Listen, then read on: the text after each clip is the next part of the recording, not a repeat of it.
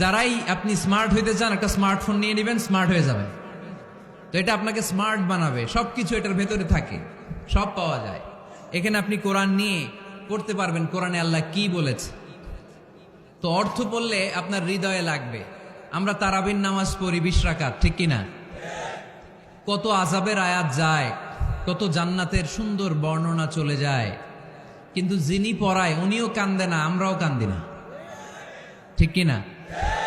ওনারও পশম দাঁড়ায় না, আমাদেরও পশম দাঁড়ায় না। বাট আরব বিশ্বে when they recite they got their goosebumps। তারা যখন কোরআন তেলাওয়াত করে ওদের গায়ের পশমগুলো দাঁড়িয়ে যায়। শাইখ আব্দুর রহমান সুদাইস যখন তেলাওয়াত করে পিছনে মুসল্লিরা কাঁদে। আমি গত বছর হজে ওনার পেছনে নামাজ পড়ছিলাম, উনি সূরা কুরাইশ পড়ছে, উনি পড়ছেন ফালিয়াবুদু রাব্বা হাযাল বাইত। এই কথা বলে উনি কাঁদতে শুরু করলাম, আমরাও কাঁদতে শুরু করলাম।